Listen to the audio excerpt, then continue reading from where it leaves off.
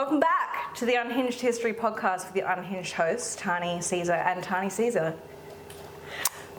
Yeah, that's where I get my name from. Anyway, today, I've never done an interview before on my podcast. This is the first time. Exciting stuff. This is my dad. Did I just say that? And we're going to talk all things sat diving. This is part 2. This potentially may be split into 2 parts itself, depending how long. But if you haven't watched episode 1, part 1 of this, advisable to do, because I go through the history of sat diving and what it is, blah, blah, blah. So let's cue the music.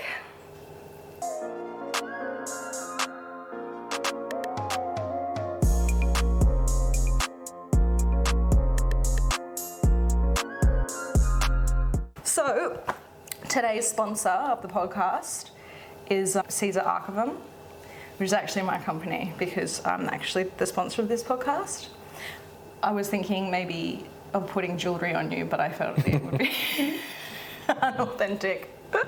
And yeah, obviously, thanks, Dad, for donating your time.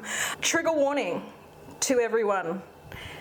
Sat diving is not for the weak-hearted.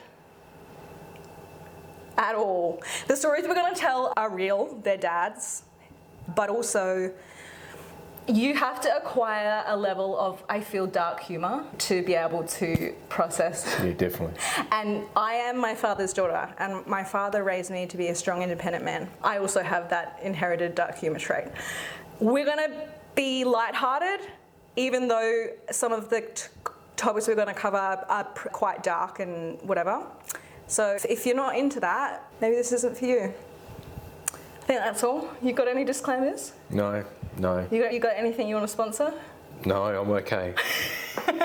Dad has a YouTube, but Not very good. yeah, you made a candle. If you're into the end of the world stuff, it's fine. He's a prepper. Yeah. And frankly, after today's interview, you'll probably understand why. Hunting, fishing, no, not really fishing as much anymore. Oh, just a little bit. Little bit here and there.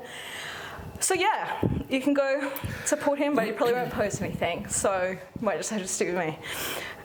All right, so I've got an actual list. Spoke to a lot of the people on the interwebs. They have a lot of questions, but first and foremost, we're going to cover what everyone wants to talk about, which is the submarine, the Titan implosion. Yeah.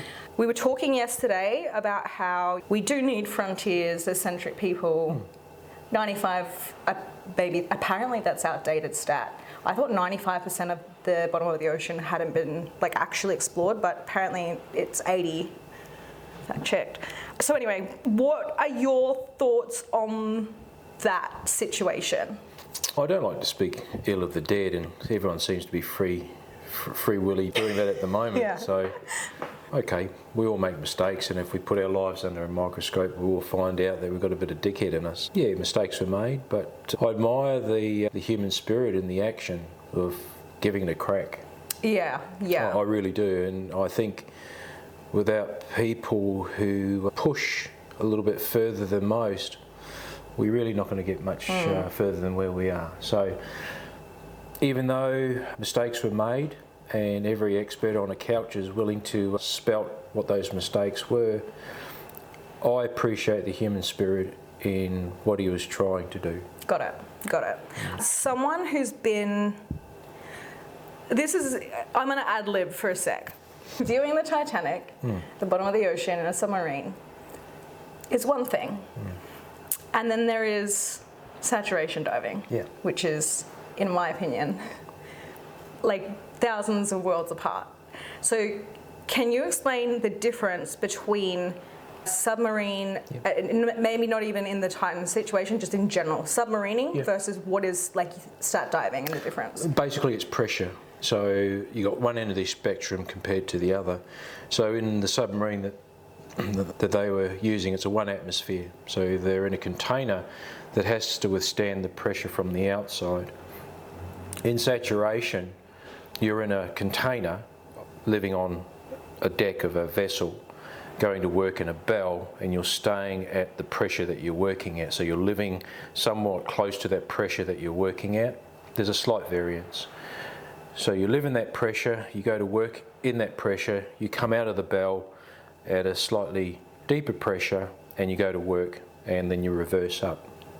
So where they would implode because the pressure around them is crushing them, we would explode because we're full of, we're saturated at the partial pressure that we're living at. So let's call that, let's say your storage depth is 80 metres. So your partial pressure of the gases that you're breathing, so in this case the inert gas is helium, that's in your tissue. Yeah. You're saturated at that depth. Your whole body and tissue is saturated. So when you release that to 1 atmosphere or surface pressure, that inert gas inside of you is wanting to explode, expand, for a better term, hence the potential disaster. So we're blowing up, exploding. They're imploding. The actual effect of what happened to them is instantaneous, which I think every Tom, Dick and Harry has pointed out, exactly. Like a helium balloon popping? Or that's just maybe, or an atomic bomb? Probably more like a can of Fanta, or a bottle of Fanta being, Coca-Cola is probably what people relate to, just giving it a mighty good shake and just ripping the lid off. Yeah. That's literally, if you don't control the gas coming out through your expelling, breathing, etc., at a controlled rate, it'll just want to cause you problems. Yeah. Is it 9 atmospheres? Is that right?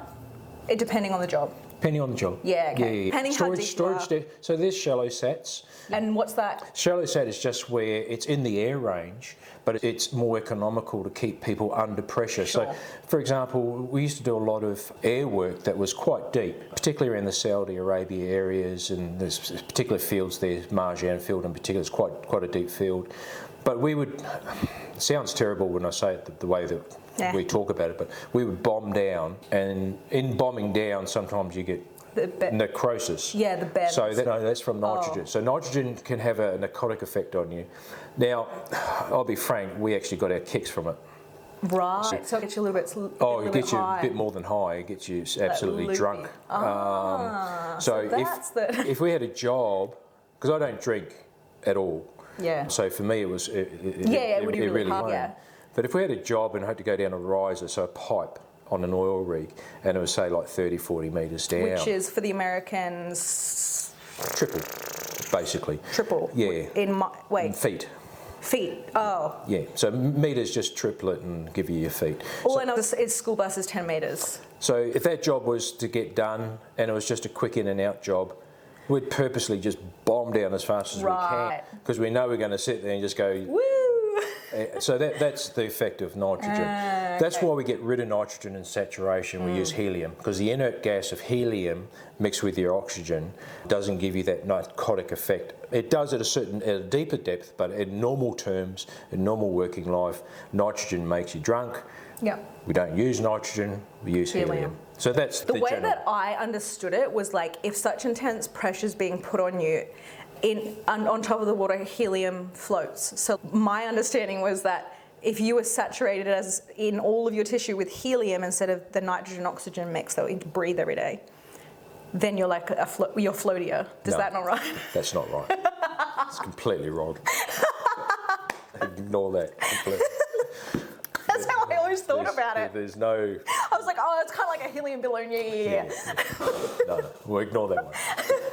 No, so effectively, these guys are in the sub, they're breathing, so they'll have a form of scrubber in there which takes the CO2 out of what they're breathing out of their bodies. Okay. They'll have O2 getting injected, which is exactly what happens in the saturation system. Yeah. so we have canisters, Sodasorb, that scrub the air, so the air runs through it, so that takes all the CO2 out of it.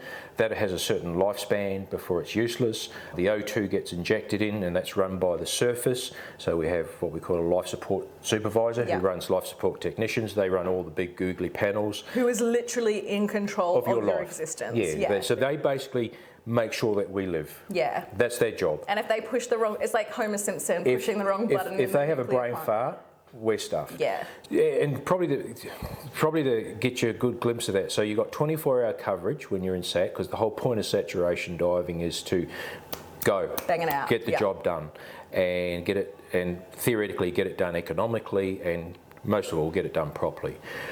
So you have a life support supervisor who runs life support technician, so that's 24-hour coverage, so 2 shifts. You have a superintendent who runs, the diving superintendent runs the job, and he oversees his supervisors, so SAT supervisors, so they run each shift as well. Then you have a team on deck, so a bunch of divers on deck who are about to rotate into saturation as we rotate out of saturation.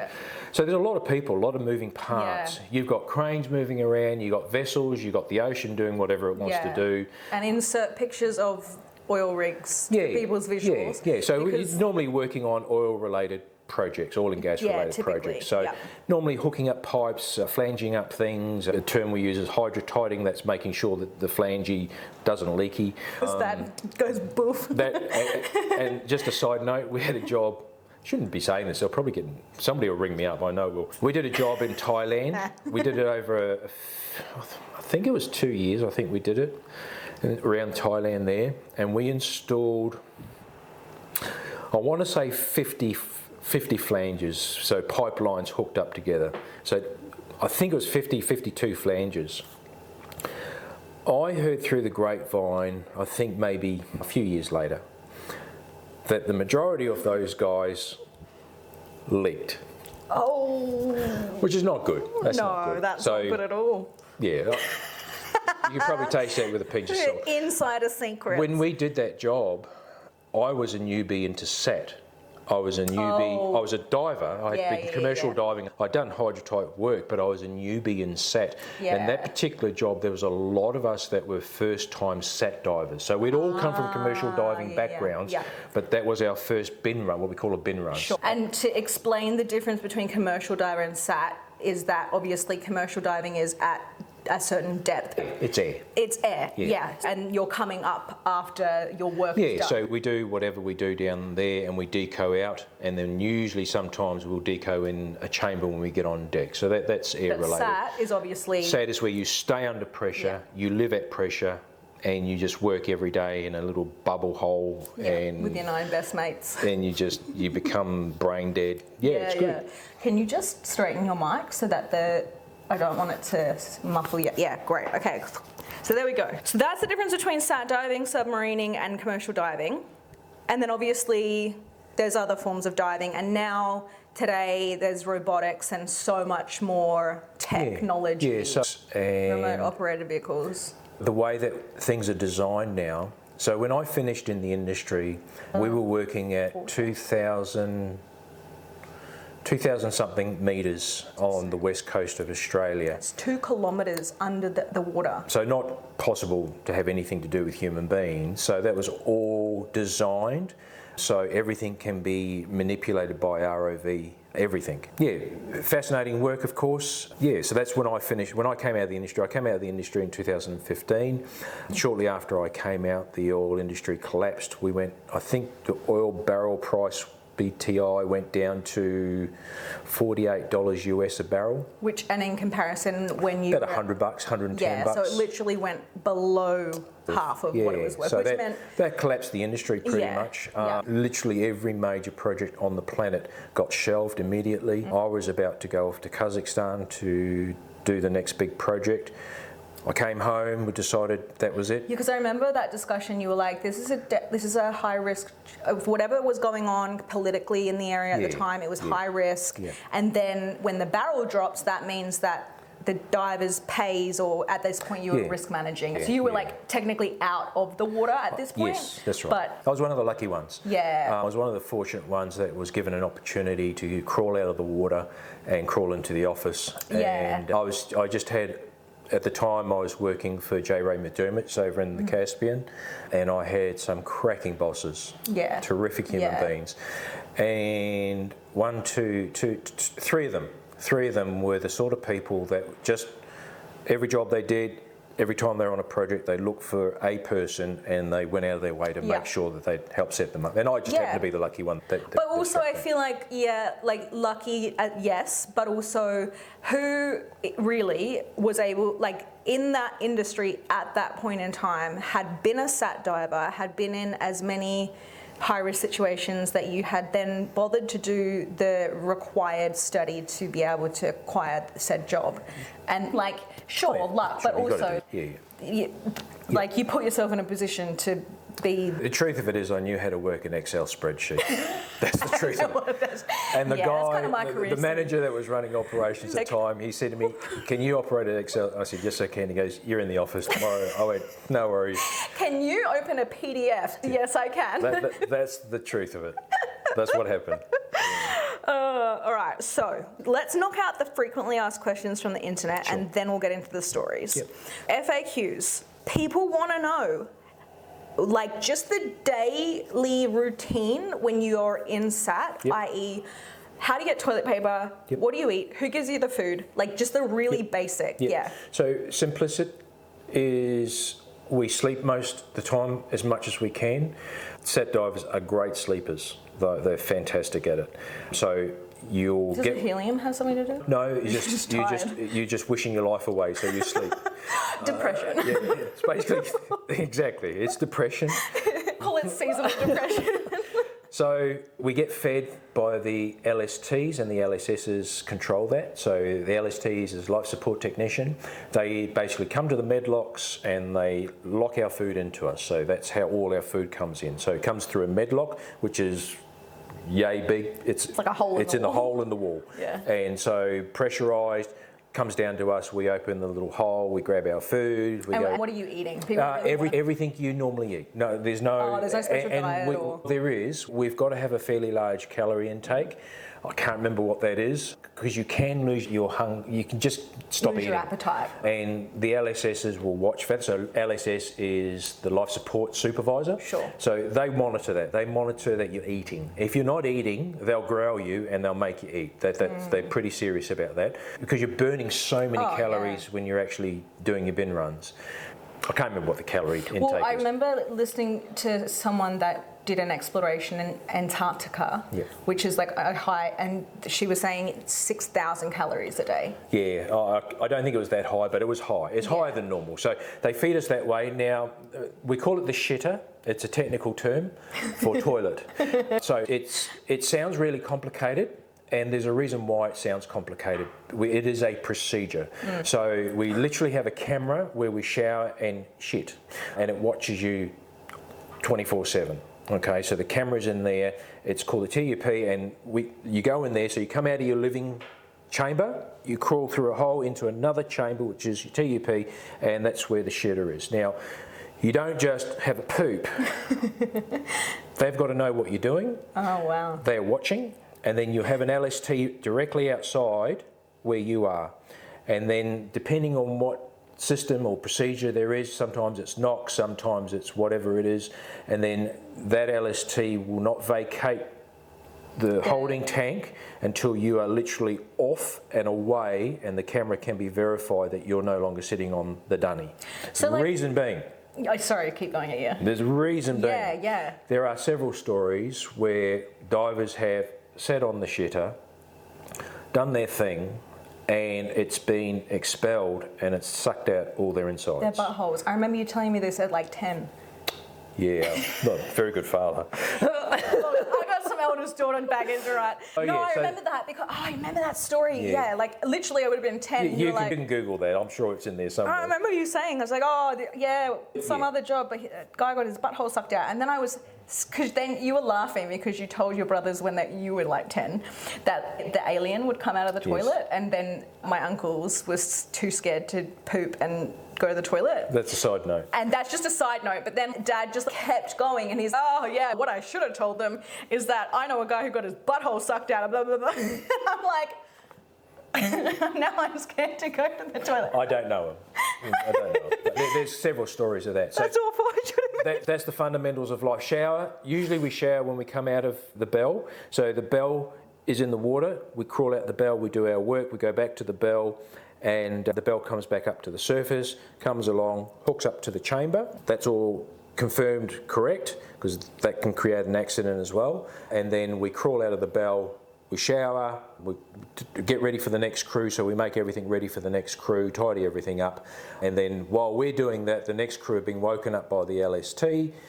they're having their breakfast, they're getting ready to go to work. We usually have a very quick exchange of words. So usually when we're coming through the chunking, you're saying, yeah, I didn't do that right and I didn't do that. You guys fix it up. That's usually what it comes down to. Like night shift. Or we lie and we say, it's all done and we haven't done anything. So typical. I feel like lots of shift workers could probably relate to that. Yeah, they will. So that's the fundamentals. Just back to the poop thing. Yeah. What happens if you get diarrhea or something? Oh, you get diarrhea. That's what I mean. Yeah, no, you're in there all day. You're just in there all day. And that happens. I was on a job in India, and we had 300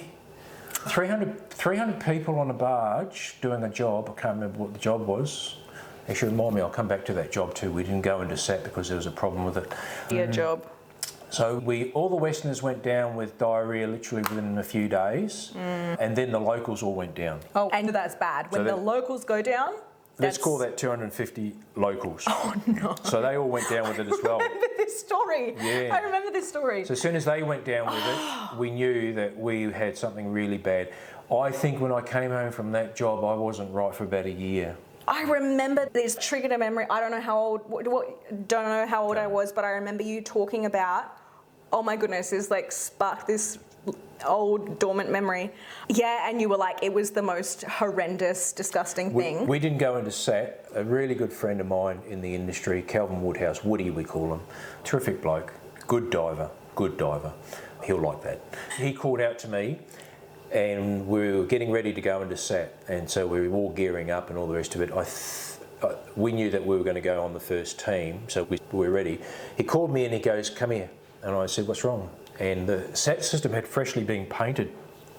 And he went up to the NATO flange lock where the bell locks on, and he scraped away some paint and he said, look at that. And you could tell that it was we don't use the term crack, but it was a crack in the flange weld area. And I looked at him, he looked at me. We both went to the superintendent, who was another terrific human being at the time. And we both said, yada, yada, yada. And he goes, no problem, boys. I don't think any of the Westerners went into SAT on that job. And that was a pretty big job. And that means a lot because money-wise, we go to these jobs to make money. That was the whole point of doing what we did, to make the best money we could while we were away from our families. Or in their cases, strippers, girlfriends, and whores. So lots of cocaine was done. It's a big call when you say no, I'm not going into SAT. You don't do that lightheartedly. But also, on the flip side, if there was a crack in a saturation system, period. That's the potential. So you've not only got the risk of the variables that human beings make mistakes, so you've got all these teams of people who each one of them, if they had a brain fart, could do something that could affect the SAT system. Yeah. You've got the people running the bell up and down, so you're relying, and they're all divers. And so when you're in charge of operating, bringing the bell up or taking the bell down or flanging it up, you're always focused. Because you always got, I'm next. That's why I assume so many people must have been constantly on cocaine. Oh, listen, it's a very well-known fact, not to throw dispersions on my comrades. Brothers in arms. The diving community has a reputation, historically speaking, of being unhinged. Of being very unhinged and being the people you go to if you need a little something. And also, the way it works. The whole podcast is called Unhinged History. Your microphone's sideways again. Bloody hell. Dangerous. Get it together. The types of people that go into saturation, we're talking ex-Navy SEALs. Yeah. People that have... And they're not normal people. And that's the truth of it. You can't be. No. You can't be I want to live a lovely, healthy life, and you're not that person. No. You have to be a little bit out there. And listen, terrific human being. I've never laughed in my life like I used to laugh with divers. Oh, I met very few of your colleagues. I would never bring them home. No. Ever. I think I met one. I had 3 daughters. Accidentally when we were out somewhere. He was hilarious. They would have been absolutely accidental. Yeah, it would, yeah. So they are those people. Because we used to have these medical kits. So a dive medical technician, which I did most of my time, you have access to medical kits, which are like, I think they rate it about a level 6-year nurse has the access to certain drugs.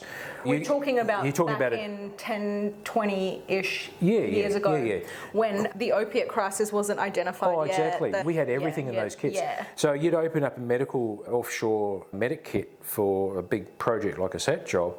It's got everything in there. And I know myself, I used to go through, what the hell are these? Yeah, and that used to be, I kid you not, they used to be empty by the end of a job. Yeah, and it's completely understandable why you don't do drugs like bad ones. I drink energy drinks. He drinks caffeine, but it makes sense because if you partake a little bit in an environment like that, how do you not go all the way? And the reality is most people who work those types of roles are excessive nature. Oh, dopamine deficient. They are those people. So if they're going to go and have a drink, they drink for a week. Yeah. That sort of personality. And also, so this is actually the next question. The experience of the morale over the course of the job, which I feel like you probably already answered, is obviously you sleep a lot because seasonal depression. You're under the ocean, so it makes sense that you would sleep all the time. Yeah. But how does it, so like when you go in versus like when you come out, how are the people? How are you guys when you come out? When they come out of SAT, they're coined. Yeah. They've made a crack a load of money. They know how much money they've made. They've usually budgeted whatever, but they want to party. Yeah, and they want to party hard. Yeah. I came off a job. Now remember, I'm not ex-military. No. I had a normal family. I've only ever been married to one woman. I've never cheated on her. So I'm 3 daughters. I'm vanilla ice cream in the industry. Yeah. Very much vanilla ice cream. But they actually, no, I call bullshit on that because I think you are the exception in the industry. That might be the other way of looking at it. Because there's no one that has a marriage still intact. And not that I'm aware. I worked with one guy. He was happily married, and we were very similar. And funny enough, we got on really well. So when they come out of a job, they pretty much go ballistic. To give you an example, this is not a right thing to do. This is not a good example, but anyway, it happened. So we had a team in. I was running LST at the time, and the boys, we had finished the job. So the boys were in 4-day deco, coming up to the surface. Yeah, because it takes 4 days to decompress. I think we've been through this. So they were in party mode. Let's go, yeah. And they basically communicated to me, get us, because they knew that there was alcohol on the vessel. They said, get us something to drink. Oh, we are going to. Being a good mate, I did. Thinking they're not working. Yeah. No, it's all going to be okay. And also, we're talking about blokes that a lot of them have probably seen the life of another man's. Exactly. So they don't want to upset they want to have a good time. So I think I smuggled in beer through the medlock. So obviously you have to crack each can because you can't see. Oh yeah. There was rum involved. Makes sense. Rum and I think some scotch. So obviously you've got to crack the seals on that. And anyway, long story cut short, about an hour later they're all... And the life support supervisor calls me in and he goes, Tane, do you have any understanding of why everyone on the job is pissed? And I went... Must be the helium. No, not really. I'm guessing they've had some alcohol. A true mate, a brother in arm. I tell you what, you've never seen drunk bums in all your life like these boys were. Because they would be so affected by They were just smashed, absolutely smashed. Then they probably got, maybe not this lot, I'm not assuming, but again, like most people in the industry are very extreme. Look. And I think that same job, it might have been another job. Anyway, it was a job. The whole crew, so we're talking a whole crew. So I think there was about 40 of us came off a job, Westerners, not including all the locals, which there's a lot of those as well. So we came off the job. We were all supposed to be on a flight coming out of, I think we're India, wherever it was. No, it might have been Iran or somewhere like that. Anyway, we're coming out of this country. We're all meant to be on this flight. It was only me. I shit you not, I was the only person who made the flight. Yeah. Everyone else, it was Singapore.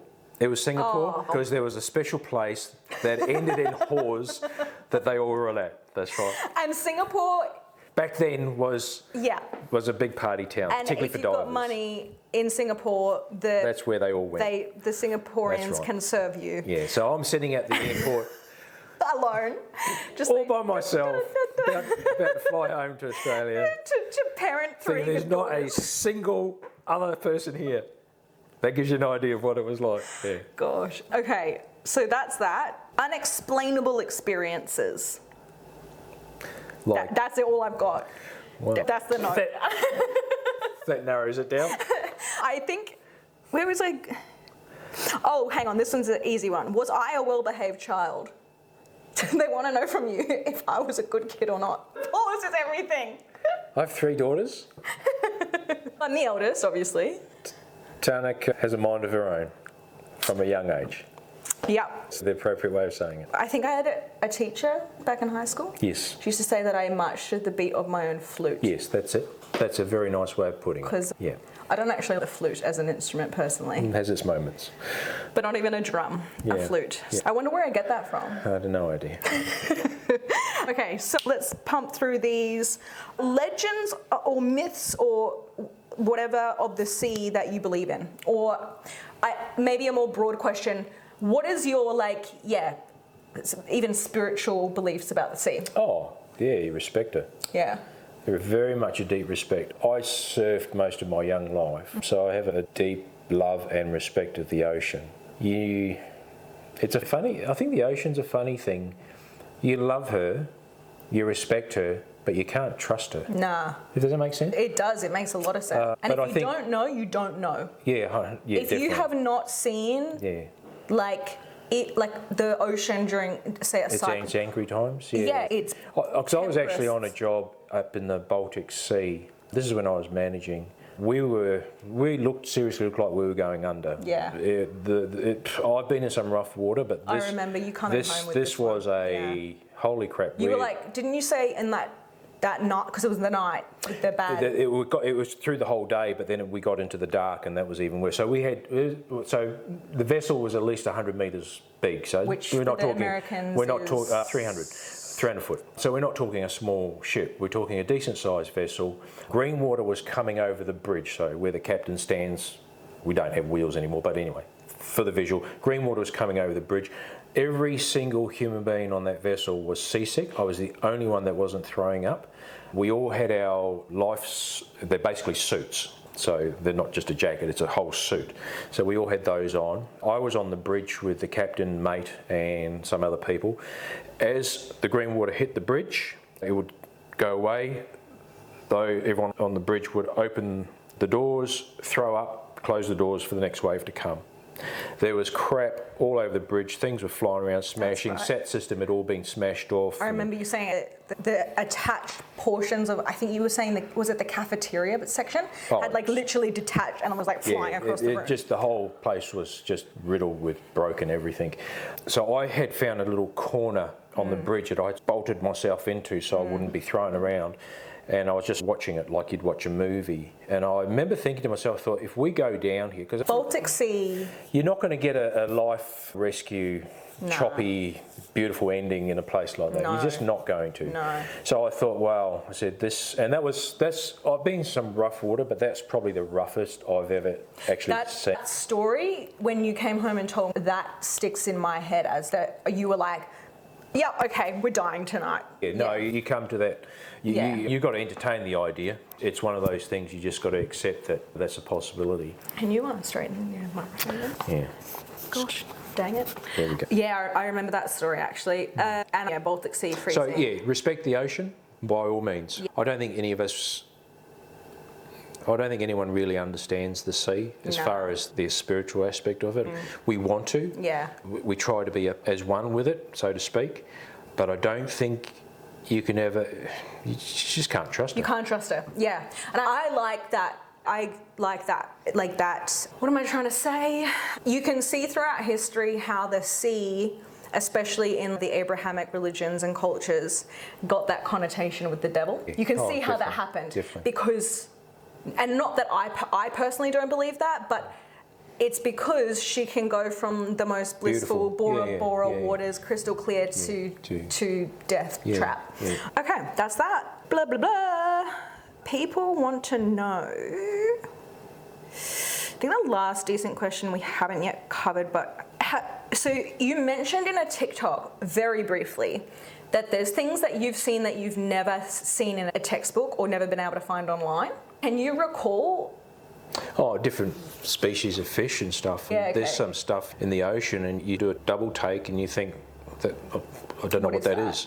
And I mean, listen, anyone that spends enough... If you work in the ocean, and if that's your livelihood, and you go to work every day and that's what you do, you're going to see something. Yeah, exactly. You're going to see something that people don't see. Yeah. And the reality is, we've probably all, commercial divers I'm talking about, we've probably all experienced seeing things that probably haven't even been discovered. I don't know. Yeah, I'm not a marine biologist person. Doesn't pay enough. Jeremy Wade's doing a decent job. Who's he? You know, the guy that does the Sea Monster show. Oh, yeah. I like him. Yeah, I like him a lot. Yeah, he's like strategic and stuff. Yeah. But the thing is, like, you look at a Baltic sturgeon, for instance. Yeah. If you saw one of those, you'd think, oh my goodness, what is prehistoric this thing? something. Yeah, because it is. They're older than the dinosaurs evolutionarily. Apparently they're endangered. Yeah, there's 3 critical species. So listen, there's things that have scared me, of course. Yeah. That goes without saying. But I maintain the one that scares me more than anything is the octopus. Yeah. It's too clever. It's so smart. It's got too much brain power, and you can almost see it thinking. I don't like anything that thinks that's got more legs than arms than me. Because people's irrational fears of the ocean typically are sharks. Oh, yeah. It's like when people think about it, because I have a predominantly American and UK audience. Hello. Thanks for being here today with 2 Australians. But I think, like, growing up in Australia, I don't know, the way that we grew up, and you were always like getting us outdoors and learning how to fish and whatever. You have to respect the environment because it literally could kill you. Oh, yeah. And then growing up along the coast, it's, a little blue-ringed octopus. If you pick that up, you're dead. Yeah. If you step on a fish that looks like a stone, probably going to die. Yeah. You've been stung by a stonefish before, haven't you? Yeah, a lot of us have. There's a whole different array of different types. We used to get regularly hit by them. Where was that? Well, I saw the craziest stonefish ever on my first scuba in Indonesia. Remember that? Actually, yeah. Yeah, you remember that? In the Malacca Straits, working Malacca Strait. Yeah, there's shitloads of them. So I was down there and we had an Indonesian scuba guy, and he was like, basically, if I go like this, you can touch it. If I go like this, don't touch it. So we were like, first scuba, having a good time. Actually, that reminds me, the funniest thing I've ever seen, one of the funniest things I've ever seen is there's like a stingray family person. It's quite thick. It's a shocks you, electric stingray. I don't know if that's the right term. So let's call it electric stingray for this podcast. We'll look that up later. Please correct us. Anyway, telling another diver person, it's safe. It's safe to touch. You can pat it. And that diver person did pat it and they got shocked. That was so funny. To all of his homeboys that follow you, they're like your little... They'll understand. There you go. That's why you don't trust it. It's all in good fun. That's like, I remember. Yes, but that person has a story for the rest of their life. Yeah, I've got a lot of those. They will treasure that moment. I remember, being first scuba ever, and we're like swimming along, touching some corals there. One stung me because I didn't realise the guy was like, don't touch that. And then I go to touch this rock, and the Indonesian diver like rips me back. And this, I shit you not, it was like this big. A rock, which it turns out was a stonefish, ate, like in half, an angelfish, like about that big. And I was just like, that's new. Anyway, that's off topic. But yeah, there's so many things. So many things down there that I dare say no one's actually understood or whatever. Yeah. And I think it'll be that way for a while. Yeah. We found a whole nother type of bacteria or whatever when they went down into the Mariana Trench. Oh, there's stuff in the Mariana Trench that we will never see. Or understand how to explain its existence. The depth is just beyond our comprehension. And isn't it boiling as well? Because there's magma? There's life down there because of the thermal activity.